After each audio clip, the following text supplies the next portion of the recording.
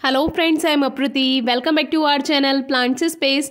आज हम आपसे अपने ऐसे प्लांट शेयर करेंगे जिसमें हमें फर्टिलाइज़र का कोई ध्यान नहीं रखना पड़ता, क्योंकि आप भी कहते होंगे कि क्या बार बार ये खाद डालो पौधों में, खाद डालो कहते रहते हैं। लेकिन जब हम गमले में पौधे उगाते हैं तो हमें फर्टिलाइज़र की ज़रूरत तो पड़ती ही है। लेकिन कुछ ऐसे प्लांट्स होते हैं जिसमें बहुत ज़्यादा फर्टिलाइज़र की रिक्वायरमेंट नहीं होती है। जैसे सबसे पहला जो आज का हमारा प्लांट है वो है जूनिपर। जूनिपर प्लांट की भी कई वैरायटी होती हैं। हमारे पास ये प्लांट लगभग 6-7 सालों से है और ये बहुत स्लो ग्रोथ करता है। इसीलिए अगर आपका कोई प्लांट है जो स्लो ग्रोथ कर रहा है तो पहले ये ज़रूर जांच लें कि वो प्लांट की ग्रोथ स्लो होती ही है या सही में वो स्लो ग्रोथ कर रहा है। अब ये जो प्लांट है विंटर में इसकी कुछ लीव्स झड़ने लगती हैं, कुछ इस तरह से जो आप पॉट में देख रहे हैं, लेकिन ये नॉर्मल है। और ये आपने हिली एरियाज़ में भी देखा होगा, पहाड़ी क्षेत्रों में इस तरह के पौधे। तो ये प्लांट खाद बहुत कम मांगता है। एक बार फरवरी मार्च में, एक बार रेनी सीजन में हम इसमें 2-3 बार इसमें खाद मिला देते हैं, बस इसी में ही ये ग्रोथ करता रहता है। एक तरह से ऑर्नामेंटल प्लांट है। सेकेंड प्लांट है ड्रेसिना। ड्रेसिना की भी कई सारी वैरायटी होती हैं, जिनमें से ये एक है और ये हमने बहुत छोटी सी कटिंग से ग्रो किया था और अब प्लांट काफ़ी हेल्दी हो गया है। ड्रेसिना की कोई भी वैरायटी है आप कटिंग से ग्रो कीजिए, काफ़ी हेल्दी प्लांट इसका बन जाता है 2-3 साल में ही। और इसकी लीव्स जो होती हैं थोड़ी पॉइंटेड होती हैं, तो जब गार्डन में आप काम करते हैं तो इस बात का ध्यान रखिए, अपने फेस से इस प्लांट को थोड़ा दूर ही रखिए, क्योंकि पॉइंटेड लीव्स हैं तो लग सकती हैं। इसमें एक पेटूनिया का, जो कि देसी वैरायटी है, समर पेटूनिया आप इसको कह सकते हैं, ये हमें ऑल सीजन फ्लावर्स देती है। तो ये अपने आप ग्रो हो गया था, देखिए कितने अच्छे से इसमें कलियां बन रही हैं। तो इसी में हमने ग्रो होने दिया। हमने सोचा कोई बात नहीं, सर्दियाँ इसको रहने देते हैं और अब इसमें फ्लावरिंग शुरू होने ही वाली है। पानी मिलता गया तो इसमें अच्छी ग्रोथ होती गई।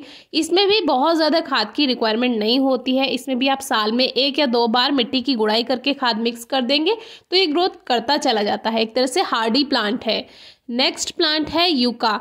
यूका हमने ये बेबी प्लांट से ग्रो किया था और यूका बहुत स्लो ग्रोथ करता है, तो इसको लेकर भी आपको ये नहीं कहना है कि अरे हमारे प्लांट में ग्रोथ ही नहीं हो रही है।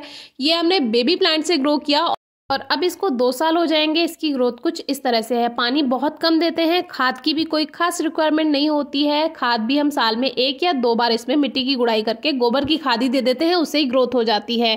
इसका मदर प्लांट हमने आपको मेरी बुआ का जो गार्डन मैंने शेयर किया था, अगर आपने देखा हो, उसमें दिखाया था। तो वो मदर प्लांट काफ़ी हेल्दी हो चुका है, बड़ा हो चुका है, पुराना हो चुका है। तो वो आपको डिस्क्रिप्शन बॉक्स में वीडियोज़ मिल जाएंगी, ज़रूर चेक कीजिएगा। और अगर आपका गार्डन खाली खाली सा है तो उसमें आप थोड़ी सी ड्राइंग कर सकते हैं, जो कि वो वीडियोस भी आपको डिस्क्रिप्शन बॉक्स में मिल जाएंगी, किस तरह से आप डेकोरेशन कर सकते हैं गार्डन की। नेक्स्ट हमारा प्लांट है स्पाइडर प्लांट। कुछ लोग इसको रिबन प्लांट भी कह देते हैं। तो ये जो प्लांट है ये तो बिल्कुल भी खाद नहीं मांगता, वो आपके ऊपर डिपेंड करता है, आप इसमें साल में 1-2 बार खाद दे दें। लेकिन इस प्लांट के लिए मैं कोई खाद का यूज़ नहीं करती हूँ, ऐसे ही ग्रोथ करता चला जाता है। और ऑर्नामेंटल प्लांट तो है ही, डेकोरेटिव प्लांट है। इसका ये बेबी प्लांट है, इसको आप ऐसे ही सॉइल में रख देते हैं तो ये वहीं से ही ग्रोथ करना शुरू कर देता है, क्योंकि बेबी प्लांट्स के साथ साथ रूट्स भी बनी रहती हैं और इनको जब मिट्टी खाद पानी मिल जाए तो ये आसानी से ग्रोथ करते चले जाते हैं। बस ये है कि थोड़ा सा अगर साल में 1 बार आप खाद दे देते हैं तो इनकी जो लीव्स हैं वो और भी हेल्दी बनकर आती हैं। नेक्स्ट है हमारा ये अगेव का प्लांट। अगेव में ये छोटा सा प्लांट था, हमने छोटे से पॉट में लगाया था, लेकिन अब ये थोड़ा बड़ा हो गया है और रूट्स भी इसमें बाहर आ रही हैं, रूट बाउंड हो चुका है। इसको हम जल्दी ही ज़मीन में लगाने वाले हैं। और देखिए छोटे से प्लांट के साथ इसमें बेबी प्लांट भी बन गया है।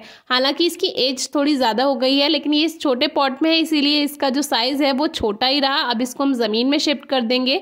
इसमें भी जो लीव्स होती हैं पॉइंटेड लीव्स होती हैं और इसमें कांटे जैसे होते हैं, तो इसको भी सावधानी से अपने गार्डन में रखें। अगर आपके यहाँ पेट्स हैं या आपके यहाँ छोटे छोटे बच्चे हैं तो इसमें जो इनके जो कांटे होते हैं आप इनको कट कर सकते हैं, क्योंकि बच्चों को आप कहाँ तक ध्यान रखेंगे, तो इसमें आपको बहुत सावधानी रखनी है।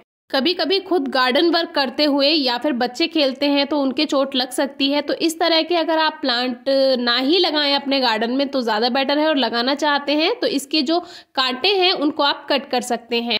नेक्स्ट है ये रियो का प्लांट, जिसको ऑयस्टर प्लांट या बोट लिली भी कहते हैं। और इसमें भी खाद की कोई बहुत ज़्यादा रिक्वायरमेंट नहीं होती है। एक बार जब आप इसको लगाएं तब खाद दे दें और साल में 1 बार या 2 बार अगर आप चाहते हैं तो इसमें खाद दे सकते हैं। वैसे कोई रिक्वायरमेंट नहीं होती है और ये भी ईजिली प्रोपोगेट हो जाता है, एक पौधे से कई पौधे बन जाते हैं। देखिए छोटे से पॉट में है, काफ़ी अच्छी ग्रोथ है।